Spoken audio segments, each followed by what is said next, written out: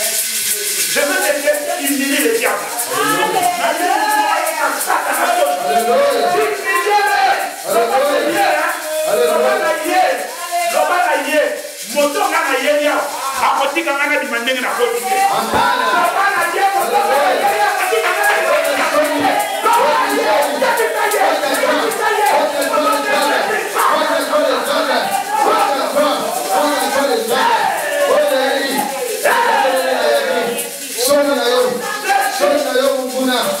Alléluia. Alléluia. Yesu Kristo. Oh, wena moyo. Alléluia. Amen. Mettons-nous au nom de Jésus. Amen.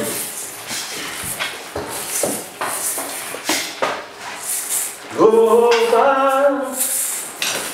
liloba moko ponanga. Loba, liloba moko ponanga. Nakomi kobanga. Yesu loba ponanga. Nakomi kolenga. Yesu loba ponanga. Loba loba, liloba moko ponanga. Loba, liloba moko ponanga. Yesu loba ponanga. Nakomi kolenga. Yesu loba ponanga. Babenginga mokufi soki olobi na kosekwa.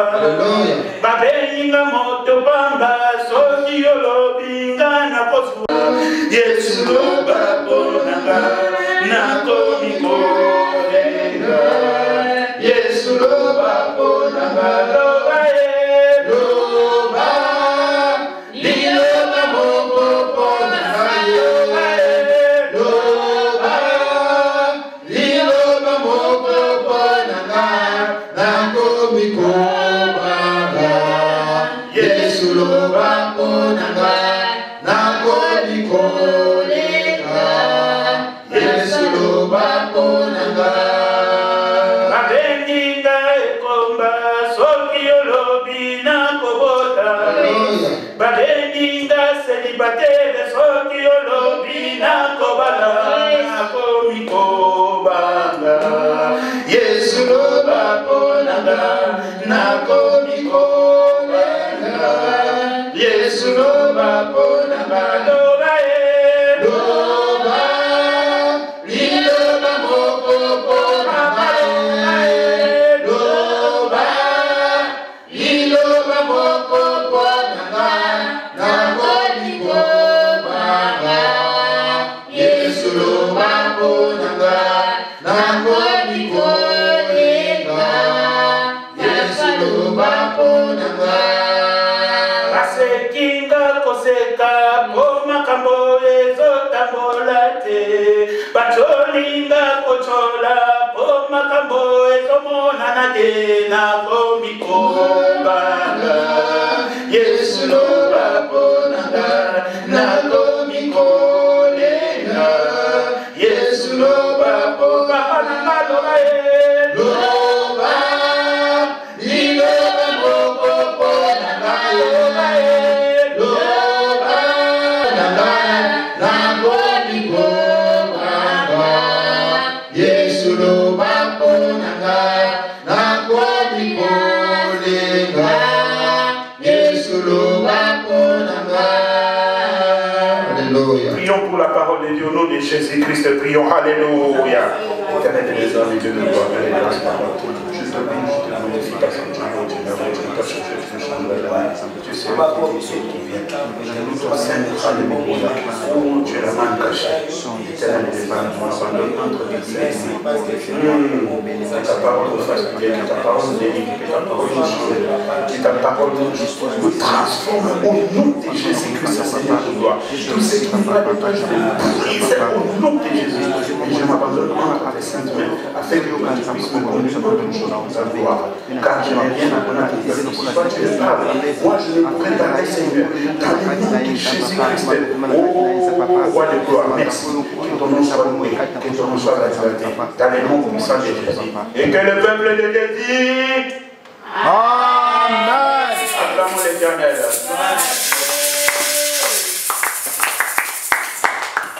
Amen. Aujourd'hui, bien aimés, nous allons voir les 3 choses capitales pour l'accomplissement d'une prophétie. Amen. Amen.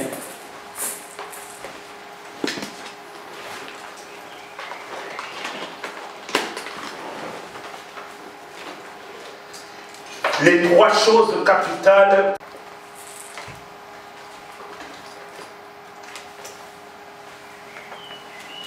drie belangrijke dingen voor de realisatie van prophétie. Amen.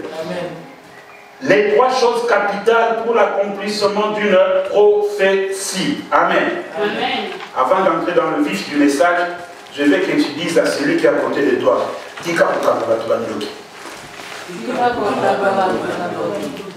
Banda lelo. Banda lelo. Tika Bokanga Batubandoki. Véritable lelo. Véritable lelo. Ezali omoko. Ezali omoko. Olo ba yo mo de.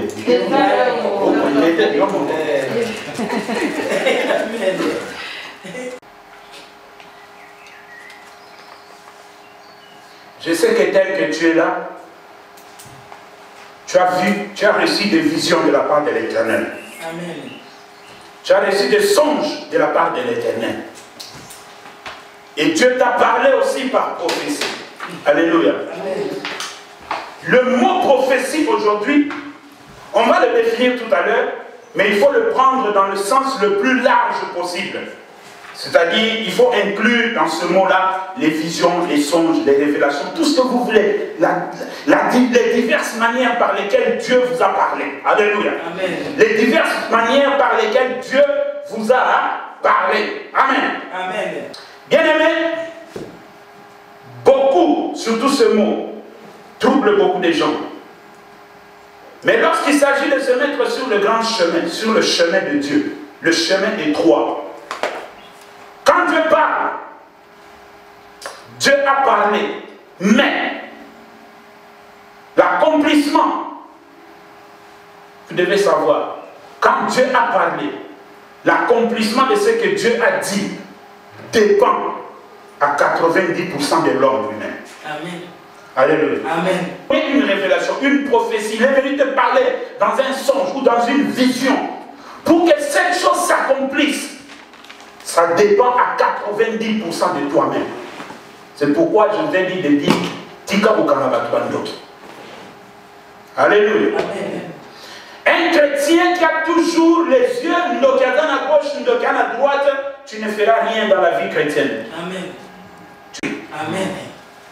Cela ne nous dit pas d'ignorer qu'il y a les sorciers. Ils existent. Qu'ils existent parce que Dieu leur a laissé faire leur travail. Mais nous avons un Dieu qui est tout puissant. Amen. Un enfant de Dieu ne doit pas être tout le temps. Non, ça ce n'est pas être celui, quand il marche, où il est quelque part, il est sûr de lui. Amen. Parce que celui qui est en lui est plus puissant que celui qui est dans le monde. Amen. Alléluia. Amen. Vous savez, des fois vous devez avoir cette habitude de faire cette prière. Tu dis à Dieu, Dieu, tel que tu es en moi, comme tu es tout puissant et plus puissant que celui qui est dans le monde, je fais tout autour de moi un rayon de 100 mètres ou de 5 mètres ou je ne sais combien de mètres. Tout celui qui viendra vers moi avec de mauvaises intentions, qu'il soit dépouillé. Vous comprenez ça?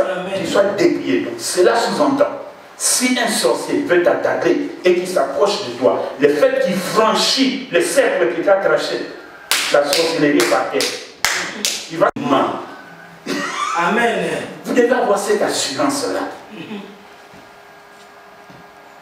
Moi, je n'aime pas dans les églises où on prêche les gens, oh, toujours, on n'est pas des prédicateurs de Jésus, pas du diable.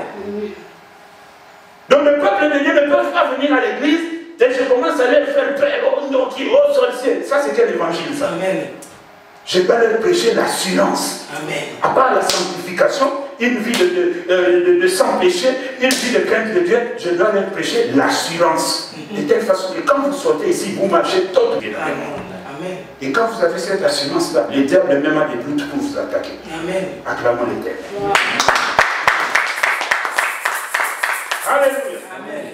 Le mot prophétie veut simplement dire révélation de Dieu sur les événements à venir, ce mot-là.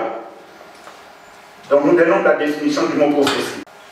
De Dieu sur les événements venir. Amen. Amen. Ou encore, prédiction des choses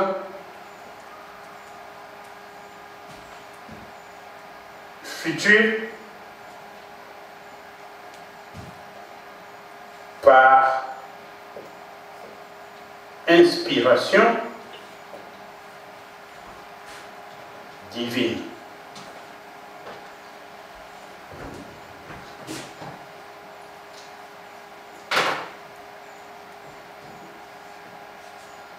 Révélation de Dieu sur les événements à venir ou prédiction des choses futures par inspiration divine. Alléluia. Amen. Parce que la prophétie vient par inspiration.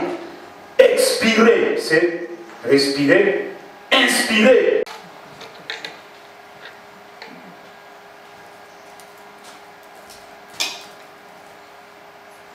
Je peux continuer? Amen. Ok. Après que vous avez écrit la définition, bien aimé, nous entrons maintenant dans le vif du sujet. Quand une prophétie est donnée, vous devez savoir qu'elle ne s'accomplit pas de n'importe quelle manière. Alléluia. Amen. Elle ne s'accomplit pas de n'importe quelle manière.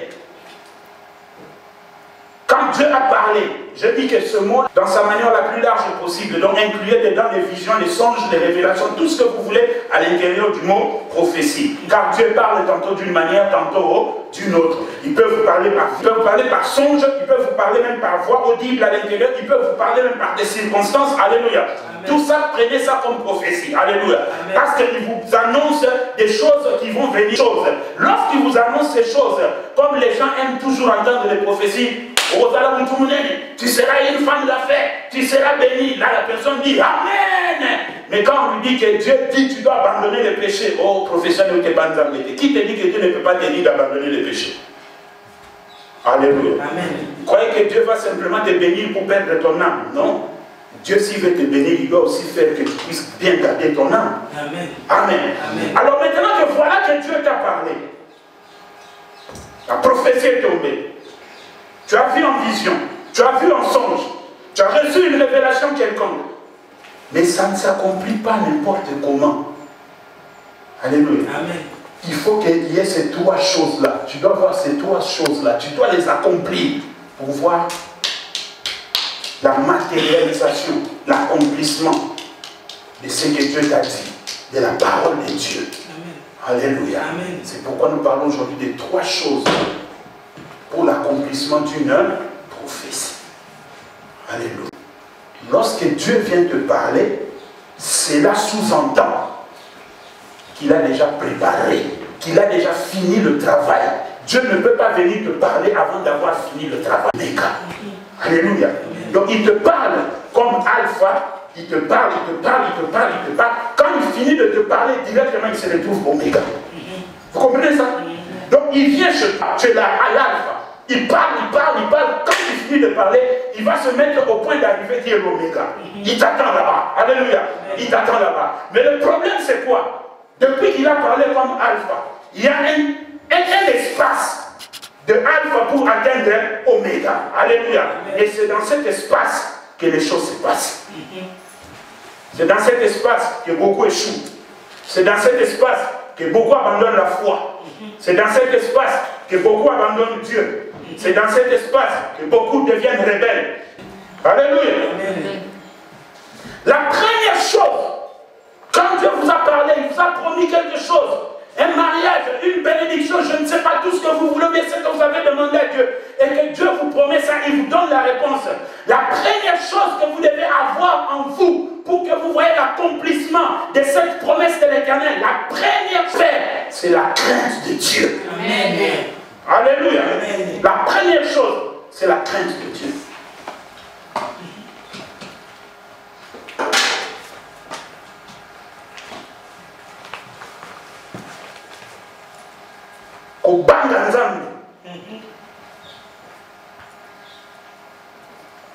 Amen. Amen. La crainte de Dieu. Deutéronome chapitre 4, verset 10.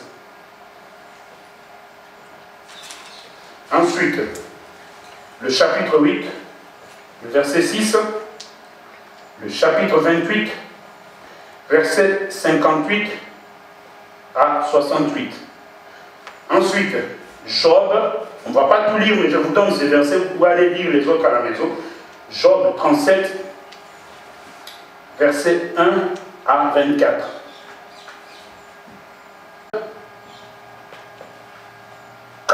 À 5, et puis Ecclésiaste, chapitre 12, le verset 13 à 14. Voilà.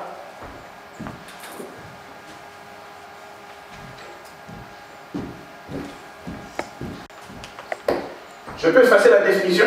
Amen.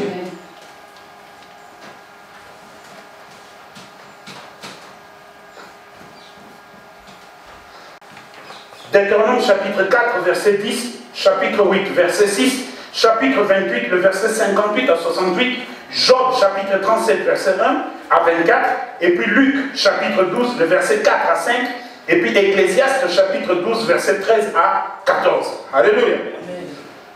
Dans le mot crainte, ce mot-là, crainte, vient du verbe craindre. Amen. Amen. Vient du verbe craindre.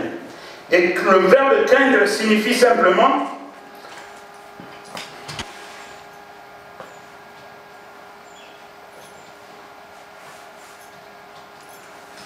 envisager par la pensée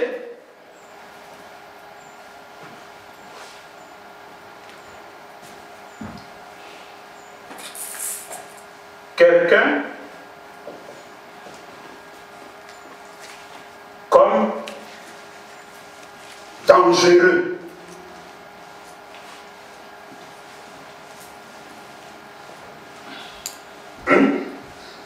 Envisager. Le mot crainte vient du verbe craindre, qui veut simplement dire envisager par la pensée quelqu'un comme un dangereux. Et notre Dieu, il n'est pas simplement dangereux, mais il est très dangereux. Amen. Alléluia. Amen. Bien-aimés, vous devez sortir d'un évangile que je ne sais pas qui vous l'a prêché ou qui vous dit que Dieu est toujours bon, sinon il finira bon. Alléluia. Amen. Non, vous devez aussi apprendre que Dieu se fâche. Vous devez aussi apprendre que Dieu châtie. Car il dit toujours dans le livre de Deutéronome, tel que je prends plaisir à vous bénir, je prends aussi le même plaisir à vous châtier. Alléluia. Amen. Vous comprenez? Donc envisagez par la pensée quelqu'un comme un dangereux. Alléluia. Un président au pouvoir, vous vous élevez, vous vous opposez à lui, et qui cherche à vous tuer, et que vous fuyez. Pourquoi vous fuyez? Parce que vous avez compris dans votre tête qu'il est devenu dangereux pour votre vie. Vous comprenez ça? Qu'il est devenu dangereux pour votre vie. Maintenant, nous allons lire les Écritures pour corroborer la crainte de Dieu. Ouvrons Luc 12. Prenons Luc 12. Amen. Amen. Luc chapitre 12, le verset 4 à 5. Écoutez ce que la parole déclare. Luc chapitre 12. Voici ce que Jésus dit.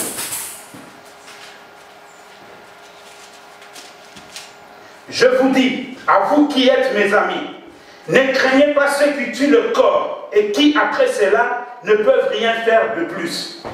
Je vous montrerai qui vous devez craindre.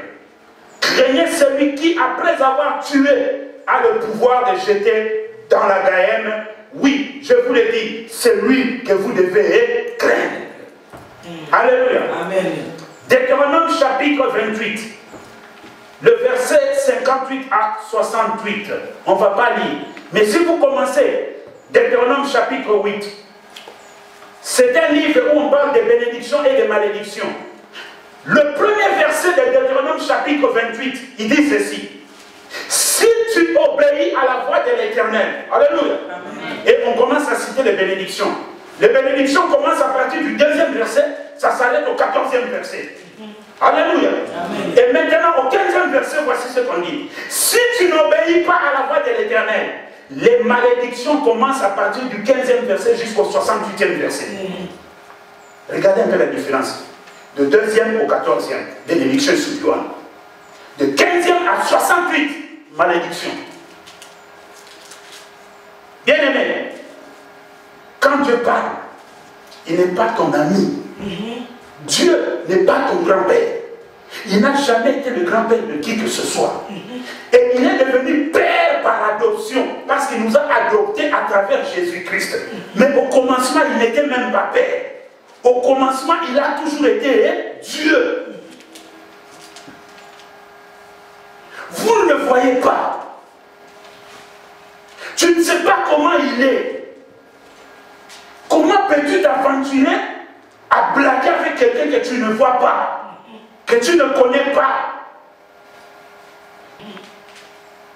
Alléluia. Amen. Il y a même des chrétiens, mais prenons le cas des païens. Les païens ont peur des sorciers. Pourquoi? Parce qu'ils ne les voient pas. Mais Dieu est plus qu'un sorcier. Lui aussi, on ne le voit pas. Comment peux-tu avoir l'audace de blaguer ou de t'aventurer avec un esprit que tu ne vois pas? Ici, je parle de Dieu esprit. Elohim, la parole créatrice. Amen. Alléluia. Amen. Jésus dit, craignez plutôt celui qui peut tuer le corps physiquement et qui peut prendre votre esprit et jeter dans le feu. C'est celui-là que vous devez craindre. Vous savez, bien aimé, avant que Dieu vienne se manifester à l'homme, qu'est-ce que Dieu a fait? Dieu a commencé d'abord par déployer de Dieu que nous voyons ici, de tout ce qu'il a fait, comment il a créé le monde. Ce n'est même pas le 1/10 de sa puissance. Ce qu'il a fait avec le monde, comment il a créé par sa parole, il a fait ceci, il a 1/10 de toute sa puissance. Mais avant maintenant de créer l'homme, voici ce que Dieu a fait. Il a créé le monde, il a tout fait et il a pris l'homme, il a créé. De telle façon que quand l'homme va, c'était ça l'objectif de Dieu. Alléluia. Amen. Si Dieu n'était pas tout puissant, pourquoi il serait Dieu? Il est Dieu parce qu'il est tout puissant. Alléluia. Amen.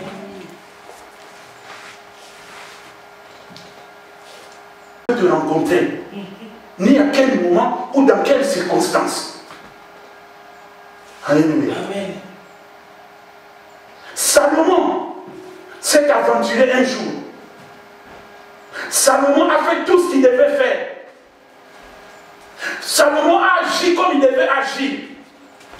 Mais voilà que ce jour-là, après, j'ai eu plus de 1000 femmes. 300 femmes et 700 concubines. Alléluia. Comment un homme peut avoir 1000 femmes? Mais Salomon l'a fait. Et pourtant Dieu lui avait dit, si tu me crains, après la mort de ton père, je ferai que ton trône reste éternellement pour tes descendants. Mais voilà que Salomon va se tourner vers les femmes étrangères, les femmes que Dieu avait dit, vous n'épouserez pas ces femmes car elles vont vous perdre le chemin.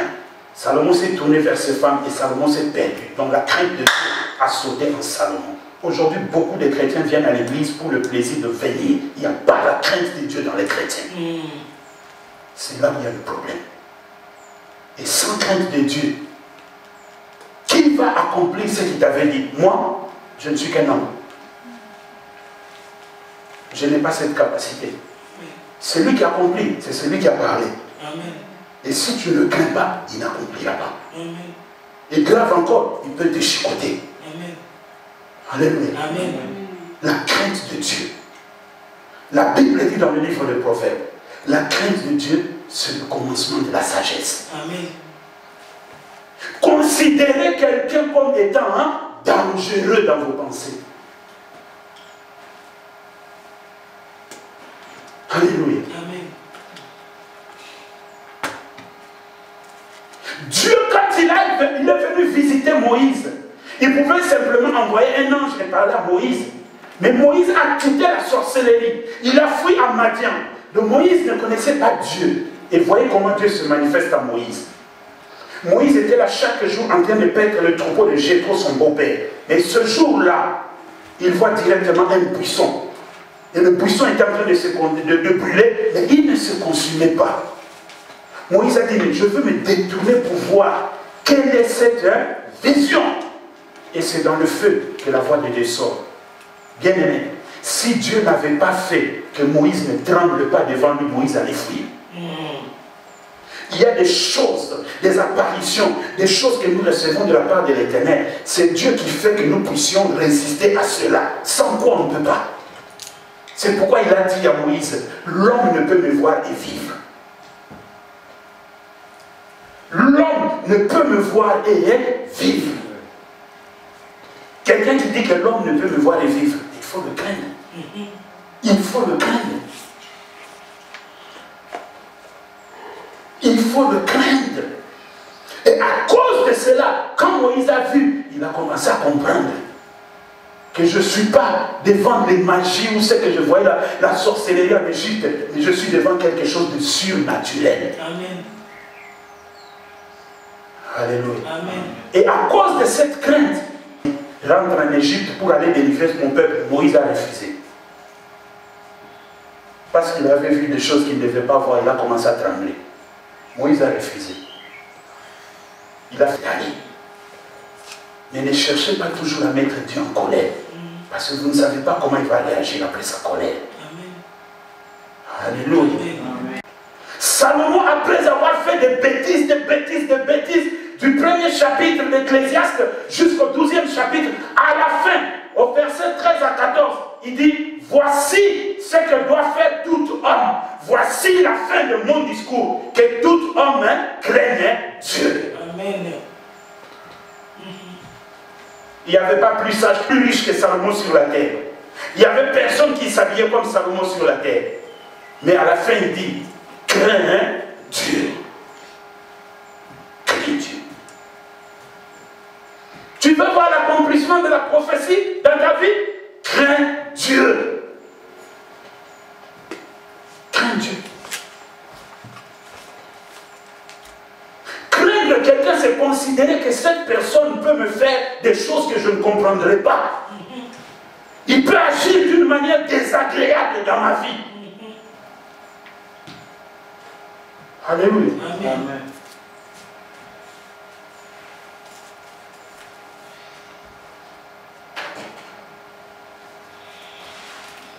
C'est ça craindre Dieu. Vous devez savoir que Dieu est très dangereux.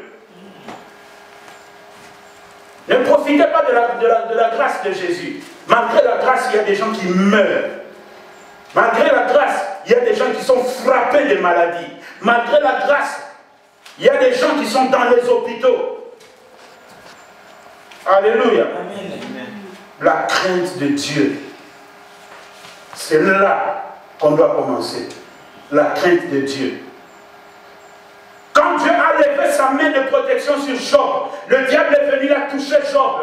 Job n'avait pas insulté Dieu, mais Job commençait à divaguer. Donc c'est-à-dire, il parlait indirectement à Dieu, mais d'une façon cachée. Et comme Dieu nous connaît plus que nous-mêmes, au verset 40, au chapitre 42, la Bible nous dit, Dieu lui dit, Job, lève-toi, il se lève. Il dit, mets-toi assis, il se met assis. Il dit, regarde-moi. Il regarde en haut. Il dit, je vais te poser des questions, moi Dieu, et toi, ma créature, tu vas me répondre. Quand j'ai créé le ciel, où étais-tu, Job? Pas de réponse. Le ciel que j'ai créé, qu'est-ce qui soutient le ciel qui ne puisse pas tomber sur la terre? Donne-moi la réponse. Pas de réponse.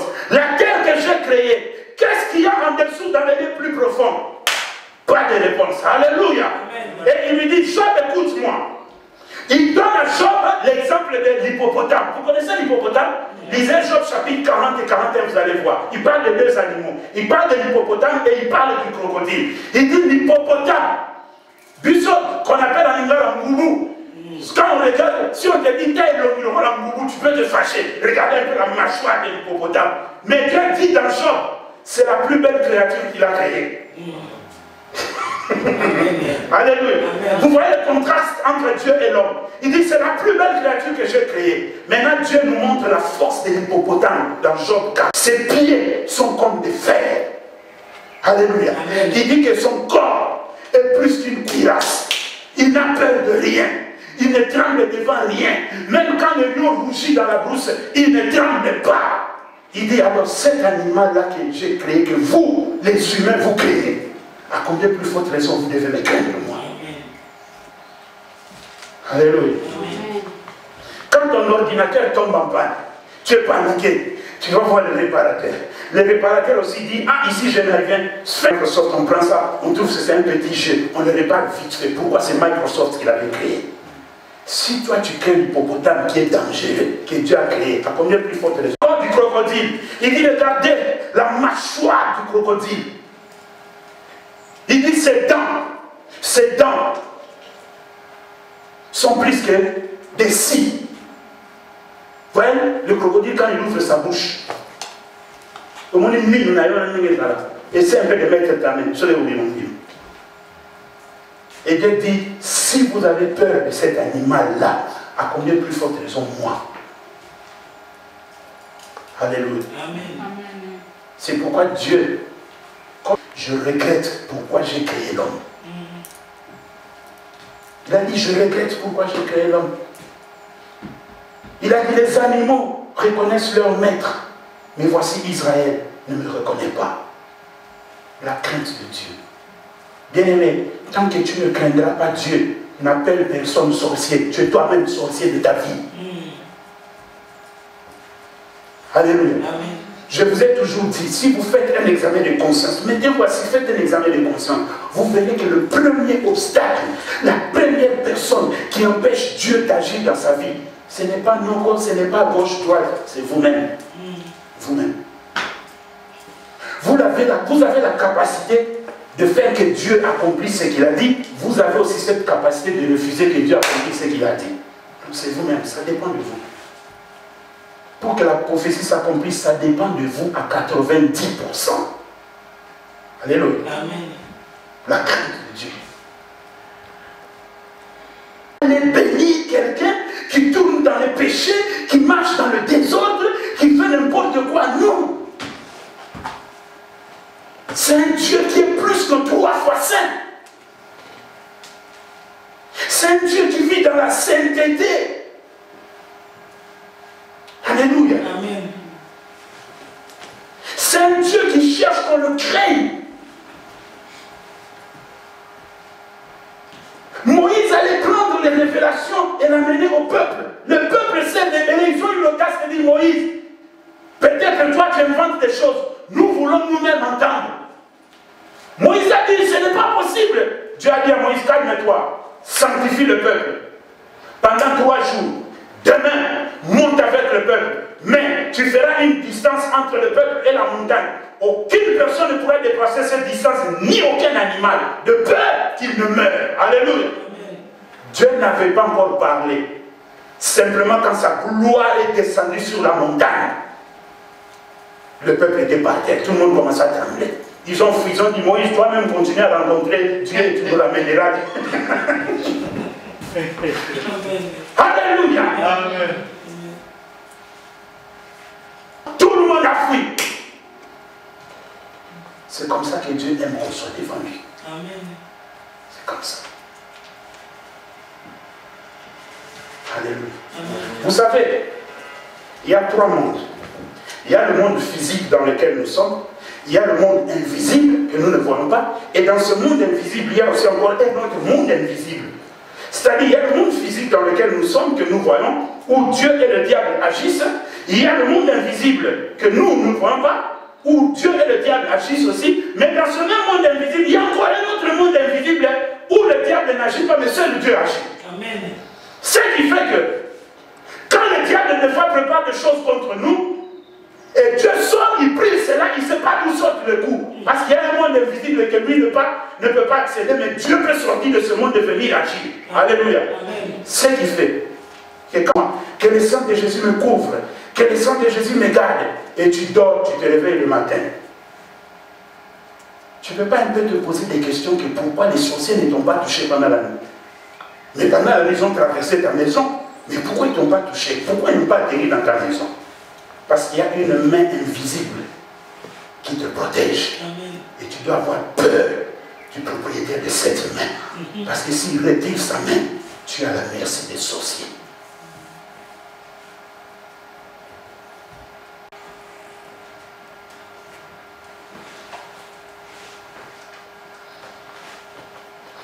Vous devez avoir peur de la majesté de Dieu. Construire le temple. La Bible nous dit qu'il devait maintenant dédicacer le temple. Salomon est entré dans le temple. Il a fait l'offrande. Il a commencé à prier. Et quand il a prié, les sacrificateurs devaient entrer dans le temple et faire le service sacerdotal. Mais, rien que par la prière de Salomon, la Bible nous dit la gloire de la Shekinah est tombée dans le temple. À tel point que les sacrificateurs ont commencé à trembler. Personne n'a osé entrer dans le temple. Jusqu'à ce que Dieu finisse avec Salomon. Et c'est là qu'est sortie la réponse de Dieu qu'il avait donnée à Salomon. Si mon peuple sur qui est invoqué mon nom s'humilie et cherche ma face, se répand de ses péchés, je le pardonnerai. Ça, c'est ce que cherchait Salomon et il avait obtenu de Dieu. Mais les sacrificateurs n'ont pas pu entrer. Mais ils étaient sacrificateurs. Alléluia. Amen. Ils étaient sacrificateurs. Bien aimé, on aime beaucoup la gloire d'Nzambé. Oh, l'église, gloire d'Nzambé qui dit. Vous savez que la gloire de Dieu tue aussi. Il y a des gens qui sont morts dans la gloire de Dieu. Il y a un DVD sur YouTube, un serviteur de Dieu. Il venait de prêcher. Je crois que ça doit être au Brésil. Parce que la langue qu'il parlait peut-être c'est que quand il finit de prêcher, il quitte la chair. Il vient s'asseoir. Le caméraman ne sait pas, il est en train de filmer. Il vient s'asseoir. Et quand il s'assoit, on commence la prière. On commence à prier. On commence à prier. Il y avait d'autres personnes, d'autres pasteurs à côté de lui. On commence à prier. Et il lève la gloire de Dieu descendue. Et il lève sa main en l'air et il fait ça. Le pasteur qui était à côté de lui le regarde, il croyait que non, il est en train de prier. Mais il voit qu'il ne bouge pas. Il le secoue, il ne bouge pas. Il le secoue encore, il voit qu'il commençait à tomber. Il a tenu. L'église a commencé à crier. Il est parti en pleine gloire. Il est mort. Le culte s'est arrêté là. Un binôme, tu as déjà rangé ta vie. Je connais un bien-aimé qui priait dans sa maison au grenier. Il était seul, sa femme n'était pas là. Il priait, Seigneur, manifeste. Je veux me manifester. Le vent de Dieu est venu dans la maison. Le frère a regardé la fenêtre. Il a tourné dans le grenier. Il a quitté. Mais à lui qui voilà que la gloire de Dieu descend, il fuit. Alléluia. Amen. Bien-aimé, apprenez à craindre Dieu. Amen. Ça sera bénéfique pour vous. Amen. Alléluia. Amen. Ça, c'est la première chose à faire pour qu'une prophétie puisse s'accomplir. La crainte de Dieu. Alléluia. Amen.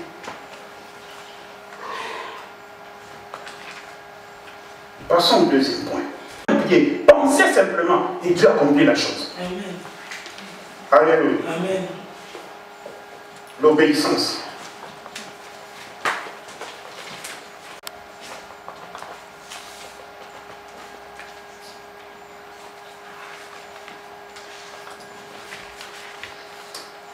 Samuel, verset 22. Actes, chapitre 5, verset 29. chapitre 26, versets 9 à 29. Voilà. Obéissance, ce mot-là, vient du verbe obéir. Amen. Amen. Et le verbe obéir signifie simplement à une demande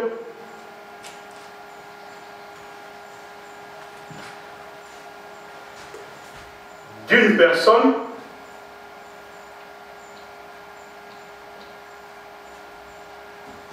ou exécuter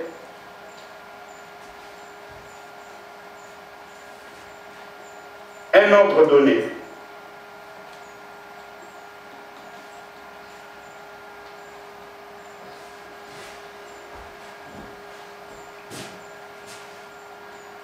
Amen. Amen.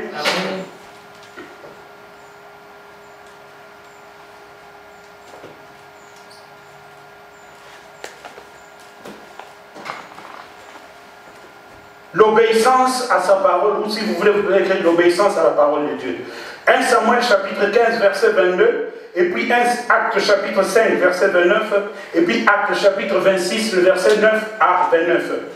Le mot obéissance vient simplement du verbe obéir qui signifie se soumettre à une demande d'une personne ou exécuter un ordre donné. Amen. Amen. Nous lisons 1 Samuel, parce que c'est ici vraiment que je veux bien m'asseoir concernant l'obéissance. Alléluia. 1 Samuel chapitre 15 verset 22.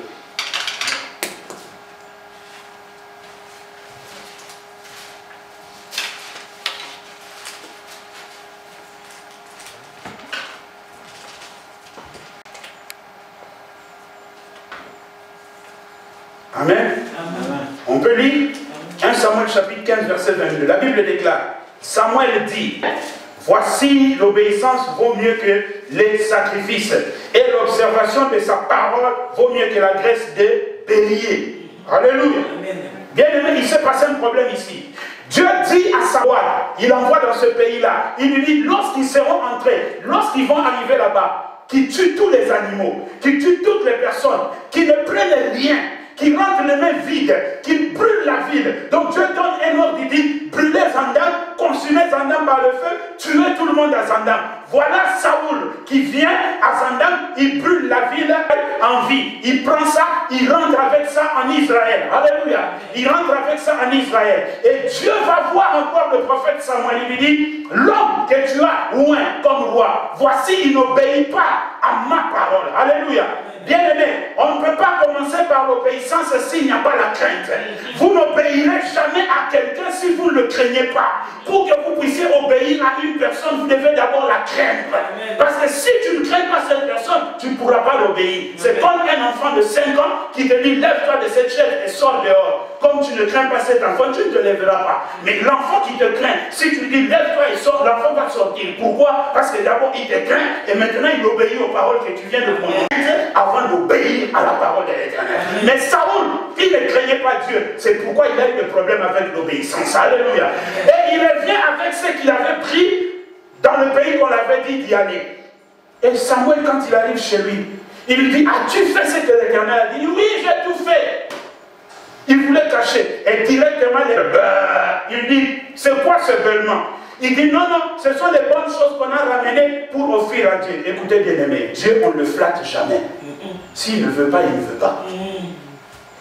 S'il a dit non, c'est non. Alléluia. Je vous ai dit ça le dimanche passé. Si vous savez que vous menez une vie de désordre et de péché, l'offrande ne venez même pas donner. Ce n'est pas la peine. La dîme ne venez même pas donner. Alléluia. Amen.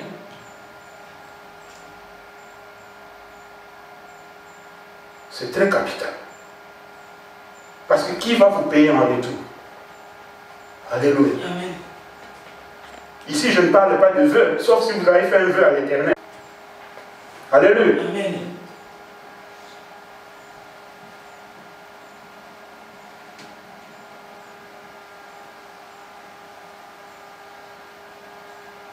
Dieu te dit, mon fils, ma fille, voici ce que je vais faire dans ta vie. Mais Tu dois me craindre. Mène une vie de sanctification.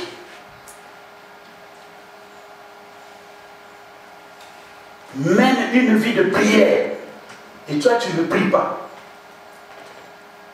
Tu désobéis. Pourquoi tu désobéis? Parce que tu ne crains pas. Alléluia. Parce que tu ne crains pas.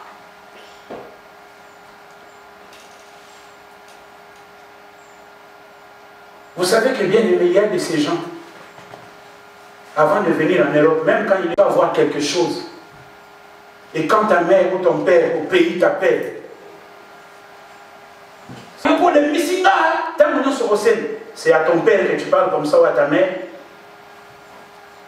La Bible dit ceci: enfants, si vous voulez vivre longtemps sur la terre, obéissez à vos parents, honorez-les. Tu vas venir me dire que je suis ta mère, tu hausses le ton devant celui qui t'a mis au monde, sous la malédiction.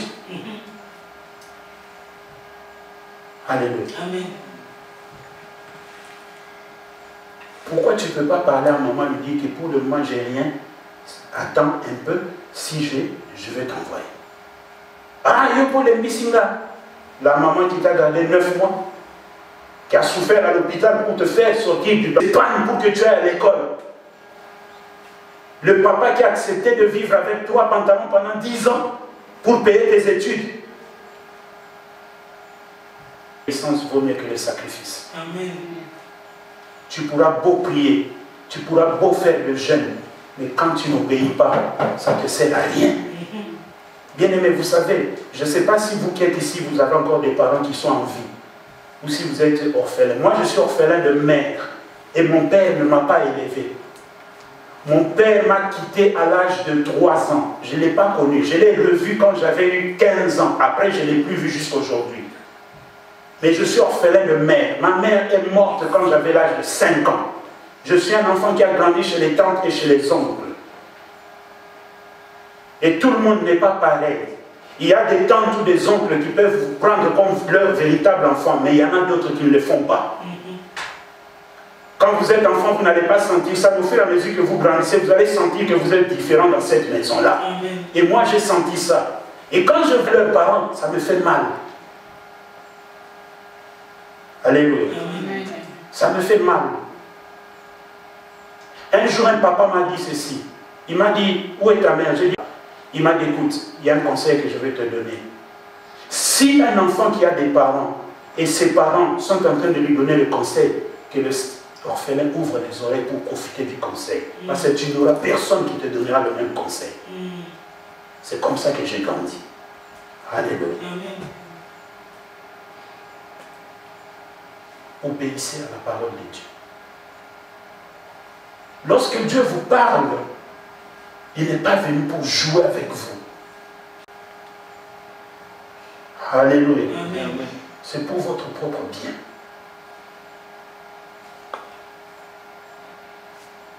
Même le grand frère qui est avant toi ou la grande sœur qui est née avant toi, c'est pas parce que toi tu as plus de moyens que lui que tu dois lui manquer de respect. Alléluia. Amen. Je ne sais même pas pourquoi je parle de ça, ce n'est pas dans le message. Mais l'Esprit de Dieu me conduit par là. Et je dois le sortir. Alléluia. Amen.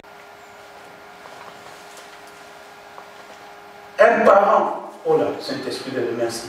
Un papa, ton père ou ta mère, même si tu es géant comme le papa Olivier et que ton père t'arrive ici à la taille, il restera toujours ton père. Amen. Même si ton père c'est un soulard, il boit et il ne sait plus marcher et qu'il fait pipi dans son pantalon, tu ne le changeras jamais. Il restera toujours ton père. Et tu lui dois respect et obéissance. Amen.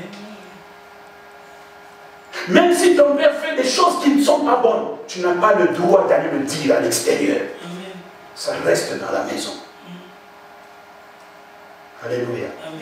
Même si ta mère t'a élevé dans la prostitution, elle restera toujours ta mère. Dieu n'a jamais fait des ex-maman et des ex-papa. Ça n'existe pas et ça n'existera jamais. Alléluia. Amen.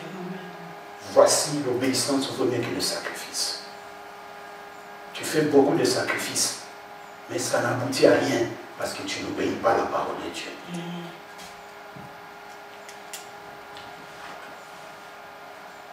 On m'a fait donner une prophétie. Je suis en train de prier pour papa ou ton grand frère ou ta grande soeur t'appelle au téléphone, tu lui manques de respect. À quoi ça te sert? Tous ces sacrifices que tu fais, à quoi ça te sert?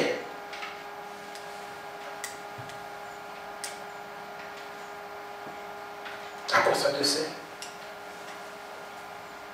Tu gênes 3 jours, 1 semaine pour que Dieu fasse ceci, pour que Dieu accomplisse ceci. Mais quand Dieu te dit, n'y va pas, toi tu y vas. À quoi ça te sert de prier et de jeûner? C'est souvent mieux que les sacrifices. Regardez bien dans la famille charnelle, biologique. L'enfant qui obéit beaucoup, souvent, tout le temps à ses parents, c'est cet enfant-là qui est le bien-aimé. Et vous verrez, des fois, même s'il fait une bêtise, les parents ont la même, ils ont la difficulté de le punir. Parce que c'est un enfant obéissant. Alléluia. Amen.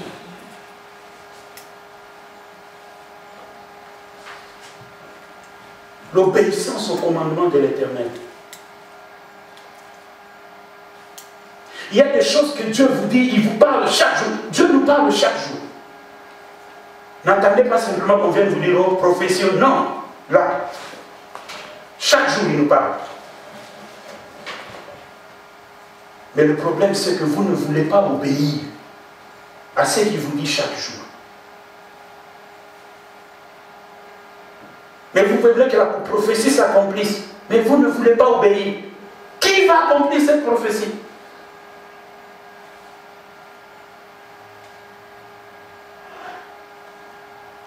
Il y a un frère qui n'obéissait pas à la parole de Dieu. Il est entré dans un jeûne de 40 jours, s'il vous plaît. 40 jours. Pam, pam, pam, pam. Au 40e jour, vous imaginez quelqu'un qui a souffert pendant 40 jours de jeûne et de prière. Au 40e, je n'étais pas avec toi dans ton jeûne, parce que tu n'es pas obéissant à ma parole. Le frère a commencé à pleurer. Il vient nous voir, prier pour moi. Qu'est-ce qu'on va prier? Obéir à la parole de Dieu. On va prier pour moi. Alléluia. Amen.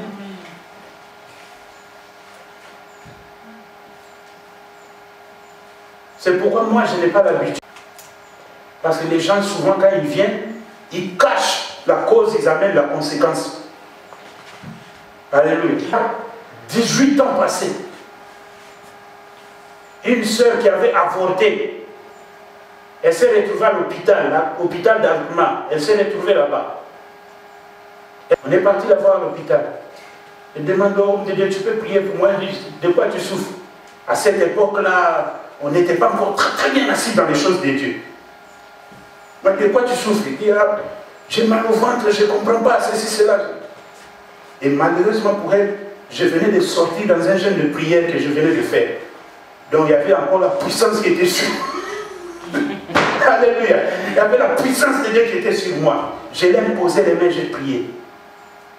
Bien aimé, ce n'est qu'une semaine après que j'ai appris qu'elle avait avorté. Bon, dites-moi maintenant la prière que j'ai faite. Qu'est-ce qu'elle va venir qu'est-ce qu'elle va faire dans la vie de cette sœur? Au lieu que ça soit une bénédiction, ça s'est transformé. 1 mois après, on l'a refoulée au pays. 2 mois après, on appelle, téléphone, elle est à l'hôpital. Aujourd'hui où je vous parle, paix à son âme, mais elle est sous la terre. Elle est morte. Vous voyez comment ça fait partie? Et c'est ce jour-là que Dieu a commencé à m'enseigner ces choses-là. Vous verrez des gens qui viennent deux fois à la cure d'âme. Bon, dis-moi ta vie. Oh, voilà, voilà, voilà, voilà. Ils donnent, au lieu de dire leur vie en entier, il y a des choses qu'ils cachent. Alors, les choses que tu as cachées là, moi je ne suis pas Dieu, je ne peux pas les découvrir, sauf si Dieu me relève que tu mens. Mais si Dieu ne me le dit pas, bon, je vais prier en fonction de ce que tu m'as dit.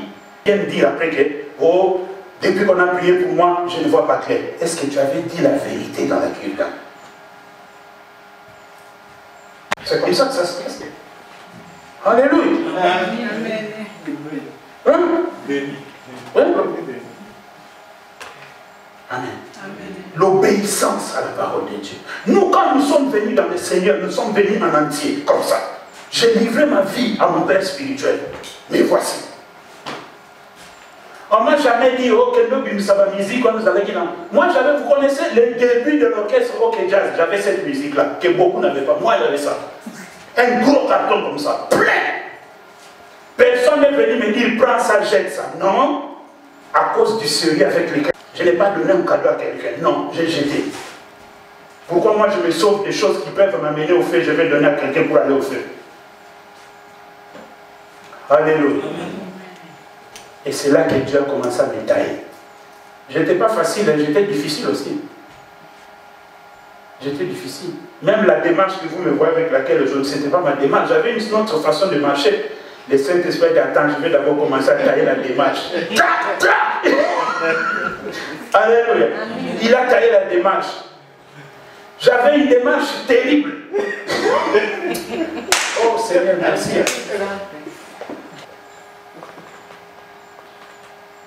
Je ne suis pas venu dans le Seigneur parce que j'avais besoin de quoi que ce soit. Je suis venu dans le Seigneur sans intérêt. C'est pourquoi j'ai vite grandi. Alléluia. C'est pourquoi j'ai vite grandi dans le Seigneur.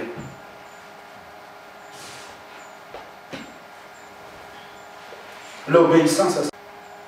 On faisait des jeûnes, quand j'étais encore chez mon père, on faisait des jeûnes où, à un moment donné, on entre. 14 jours, on sort. Après une semaine, 21 jours, on sort. Après un mois, tu regardes comme ça les hommes dans l'église. Vous savez, quand le corps maigrit, la tête grossit. Et les pantalons ne marchaient plus, ça n'allait plus, les pantalons tombaient, on ajoutait des trous. Hein? Encore il y a un système, si on a dit pantalon, on baigne sur les poissons, on va plier sur les pays, les poissons. Alléluia. C'était ça. Mais je n'ai rien perdu. J'ai gagné. Amen. Quoi? Je n'aime pas trop imposer les mains aux gens. Mais j'aime montrer aux gens la vie de prière. J'aime entraîner les gens au combat. Qui comprennent que le combat est permanent. Amen. Le culte est simplement le dimanche. Amen. Et le samedi l'intercession. Mais chaque jour tu n'auras pas de pasteur à côté de toi. Amen. Tu peux te retrouver dans un autre pays et l'ennemi s'élève contre toi. Et tu ne pourras pas atteindre le pasteur. Voici les miracles qui accompagneront ceux qui auront cru en ta parole. Amen. L'obéissance à sa parole.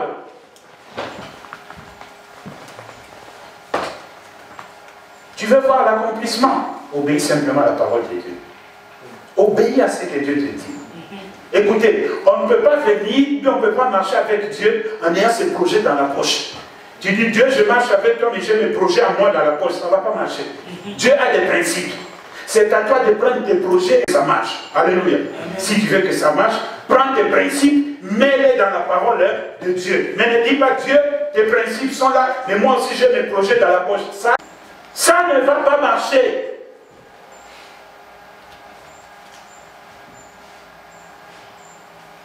C'est pourquoi vous voyez à la fin, les gens sont découragés. Mais Dieu voit que s'il te laisse dans cette voie-là, tu risques de t'égarer, tu risques de perdre ton âme. Il te dit, mon fils, ma fille, n'y va pas, ne fais pas, mais tu t'entêtes. Parce que tu ne veux pas obéir à sa parole. À cause de la désobéissance à la parole de Dieu, Dieu a fait qu'un roi païen. Alléluia. À cause de la désobéissance à la parole de Dieu, Dieu a fait comme tous les yeux de Samson. Sa puissance s'est trouvée sur ses cheveux, c'était un secret.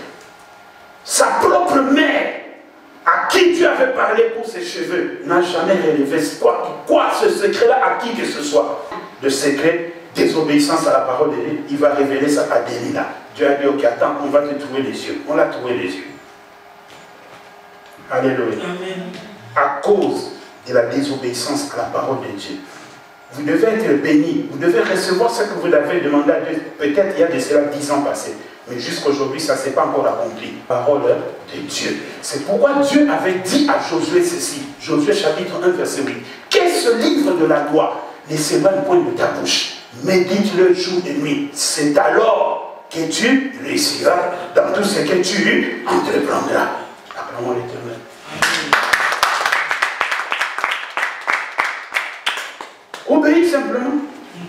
Alléluia.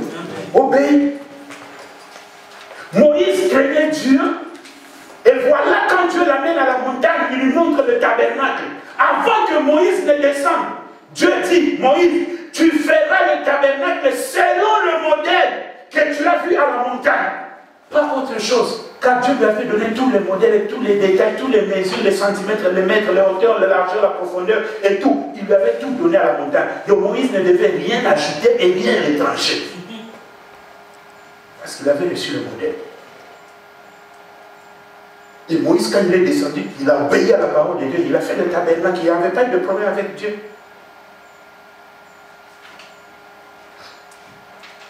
Vous voulez faire quelque chose, Dieu vient la nuit. Sous forme angélique, il vous dit, ma fille ou bien mon fils, ce que tu veux faire là, ne le fais pas, car je ne serai pas avec toi. Ou bien il y a un danger qui t'attend. Tu te lèves le matin, tu dis, moi j'ai envie de faire ça, ce songe-là que je viens de voir, ça doit être le diable. Pourquoi tu dis simplement le diable? Pourquoi tu ne peux pas dire que c'est Dieu? C'est parce que tu as envie de désobéir à la parole de Dieu, c'est pourquoi tu dis que c'est le diable. Mais si tu voulais obéir, tu devais au moins réfléchir. Alléluia. Tu devais au moins réfléchir.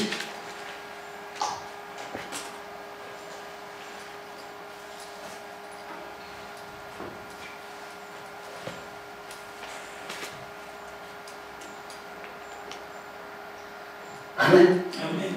L'obéissance à la parole, mieux vaut que le sacrifice. Vous pouvez faire toutes sortes de sacrifices que vous voulez. Si vous n'obéissez pas à la parole, ça ne vous servira à rien du tout.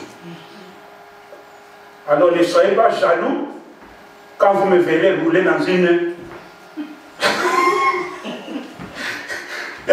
Vous connaissez Moubou jamais? Alléluia. Donc ne sois pas jaloux avec le frère qui est à côté de toi. Vous savez, quand Dieu commence à bénir celui qui est à côté de toi, c'est pour te punir, toi qui ne veux pas obéir à la parole. Dieu va bénir celui qui est à côté de toi qui obéit à la parole. Et quand il va commencer à le bénir, que vous le vouliez ou pas, le diable viendra te souffler à l'oreille. Il va te dire, tu vois, regarde comment lui il est béni. Toi tu passes ton temps pour rien. Et si tu n'es pas fort spirituellement, tu acceptes ce que le diable te dit. Tu commences à critiquer les frères.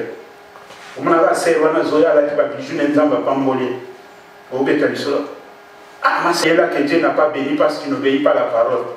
Si tu fais ça, les habitants, quand la seule passe, tu dis à l'autre, ah, il faut que nous ayons une chair en envers. Mais son mère au total. Alléluia. Passons au troisième et dernier point. Je peux effacer?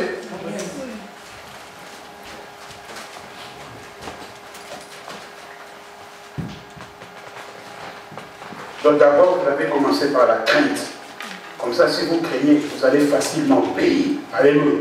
Et maintenant, quand vous obéissez, voici la troisième chose qui va vous aider pour l'accomplissement de la prophétie, c'est le temps. Amen. D'une chose très importante. Amen. Amen. Vous vous souvenez de l'enseignement sur la prière que je vous avais donné, la deuxième partie. Il y avait 5 points, mais je vous avais donné 4 points. Il restait un point. Alléluia. Amen. Et c'est ce point-là que je suis en train d'inclure ici aujourd'hui. Alléluia. Amen. Le temps. Et dans le temps, il y a ce qu'on appelle la persévérance.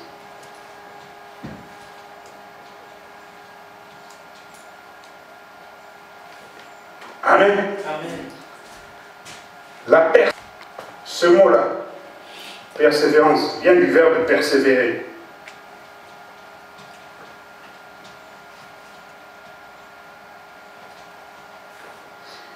Et persévérer veut simplement dire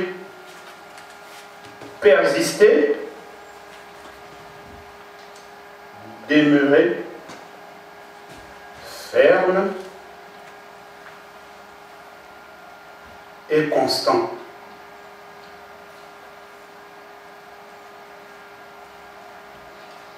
Dans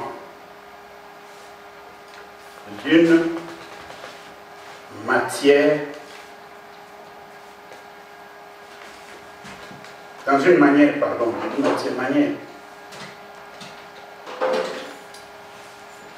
manière d'être ou d'agir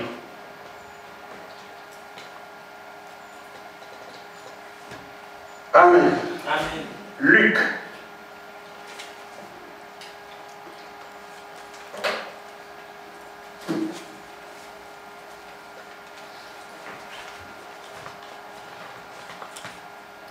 La troisième chose pour l'accomplissement d'une prophétie, c'est le temps. Et dans le temps, nous avons la persévérance. Amen. Amen. Et le mot persévérance vient du verbe persévérer, qui simplement signifie persister, demeurer ferme et constant dans une manière d'être ou d'agir. Alléluia. Nalolenge ya bozaleli père osala. Luc chapitre 18, c'était le 5e point que je devais vous donner dans cet enseignement-là de prière. Donc vous pouvez l'annexer aussi là-bas si vous voulez. Luc 18, 1 à 7. La Bible déclare ceci. Jésus leur adressa une parabole pour montrer qu'il faut toujours prier et ne point se relâcher. Il dit, il y avait dans une ville un juge qui ne craignait point Dieu et qui n'avait d'égard pour personne. Il y avait aussi dans cette ville une veuve qui venait lui dire, fais-moi justice de ma partie adverse. Pendant longtemps, il refusa. Mais ensuite, il dit en lui-même, quoique je ne craigne point Dieu, que je n'ai d'égard pour personne, néanmoins parce que cette veuve m'importune, je lui ferai justice afin qu'elle ne vienne pas sans cesse me casser la tête. Le Seigneur ajouta, entendez ce que dit le juge unique, et Dieu ne fera-t-il pas justice à ses élus qui crient à lui jour et nuit, et tardera-t-il à leur égard? Alléluia. Amen. Le temps. Dans le temps, il y a la persévérance. Bien aimé, personne ne peut vous dire le contraire. Celui qui vous dira le contraire, il vous ment. Si vous n'êtes pas persévérant dans les choses de Dieu, vous ne verrez jamais la finalité. Parce que vous ne savez pas comment, quand la date. Alléluia. C'est pourquoi Jésus donne cette parabole du juge unique. Cette femme est venue, il a dérangé chaque jour. Fais-moi justice, fais-moi justice, fais-moi justice. Jusqu'à ce que le juge était fatigué. Il était obligé de faire justice à cette femme. Alléluia. C'est la même chose dans les choses de Dieu. Les circonstances. Vous ne pouvez pas diriger le temps. Vous n'avez pas cette capacité. Si Dieu a cette capacité, c'est parce que Dieu vit en dehors du temps. Mais nous vivons dans le temps. C'est pourquoi nous ne pouvons pas le contrôler. Alléluia. Seul celui qui vit en dehors du temps peut le contrôler. Dieu vit dans l'éternité. Mais nous vivons dans le temps. Alléluia. Il livre de Romains que toute bonne chose concourt au bien de ceux qui aiment Dieu et qui sont appelés selon ses desseins. Alléluia. Donc, seul Dieu qui gère et qui peut comprendre et qui peut planifier le temps, vous dit simplement à vous qui voulez que la prophétie puisse s'accomplir d'être persévérant. Alléluia. Regardez, l'homme blanc, l'homme européen, achetez cette maison et vous verrez, quand il commence à travailler, il se prive même d'avoir des beaux vêtements, mais le minimum le suffit. Il va dans le moyen de transport, il se prive d'acheter une belle voiture. Il met à côté de l'argent ce qu'on appelle en néerlandais, c'est spar, hein? C'est ça. Il fait une économie, le spar, il met à côté. Et dans 5 ans, il a quelque chose. Il va à la banque, il dit, je vais acheter cette maison. La banque lui dit, qu'est-ce que tu as? Il dit, j'ai autant. La banque regarde le montant, il dit, ok, nous on ajoute le reste et tu vas nous rembourser petit à petit. Et il va habiter dans sa maison. Pourquoi? Il s'est fixé un objectif de acheter cette maison. Le problème des chrétiens, c'est quoi? Ils ne sont pas persévérants. Ils ne sont pas persévérants. Tu viens à Dieu. Dieu te dit, quand tu es venu à l'état brut. Pour que Dieu te donne ce qu'il a préparé pour toi, tu dois être un produit fini. Alors pour être un produit fini, tu dois être persévérant. Parce qu'avant que Dieu te donne ce qu'il a préparé pour toi, il doit te tailler. Tu viens à Dieu avec tes mauvaises habitudes, avec ton sale caractère, avec tes mauvaises réponses, avec ton sale comportement. Dieu doit tailler cela. Et quand il finit de tailler cela, il regarde alors, maintenant, qu'est-ce qu'il reste encore? Il dit non, non, non, non, non. Il continue encore, il y a Kotonga sur le téléphone, je dois briser ça. Il taille encore cela. Il regarde encore, qu'est-ce qu'il reste encore? Il dit non, non, non, non, non, non, non, non. Il lit pas assez la Bible. Il te met dans des conditions, tu es obligé de lire la Bible chaque jour. Il regarde encore, qu'est-ce qui lui manque encore? Il n'a pas une vie de prière. Dieu permet que le diable t'attaque chaque jour. Qu'il t'attaque chaque jour. Et comme ça, tu es toujours en train de prier. Toujours en train de prier. Il regarde, qu'est-ce qui reste encore? C'est bien, mais les personnes qu'il est en train de fréquenter sont en train de lui donner de mauvaises habitudes. Qu'est-ce que Dieu fait? Il te met que vous vous chamaillez avec ces personnes-là et vous vous séparez. Alléluia. Amen. Il est en train de tailler. Alléluia. Il est dans tout ça pour toi, humain, toi, créature. Tu es dans le temps, tu dois être persévérant. Amen. Tu dois être persévérant. Tu attends jusqu'à Dieu regarde. Ah, et ça. Maintenant, il te donne, comme cette femme avait reçu du juge unique, sa réponse. Alléluia. Vous avez demandé quelque chose à Dieu, vous n'êtes pas persévérant. Hein? Écoutez, un jour Israël a prié. Éternel, allons-nous monter contre les Benjamites? Tu vas nous donner la victoire. Dieu, c'est la défaite. Il revient. Il pleura à Dieu, pourquoi tu nous as laissés dans la défaite? Dieu, tu nous avais dit de monter, comment ça se fait qu'on n'a pas gagné? Il consulte encore Dieu. Dieu dit montez. Il monte encore, défaite. Deuxième défaite. Il revient, il dit, mais c'est pas possible, le sacrificateur. Vous consultez, il nous a demandé à Dieu. Non, on a consulté Dieu, il a dit, Vous savez, dans le combat, hein, ne restez pas toujours dans la même stratégie. Amen.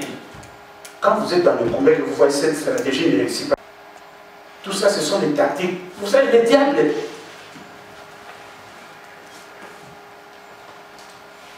il est rusé et il nous capte. Si le diable sait que vous avez toujours l'habitude de lui taper avec la main gauche, il va s'habituer avec la main gauche.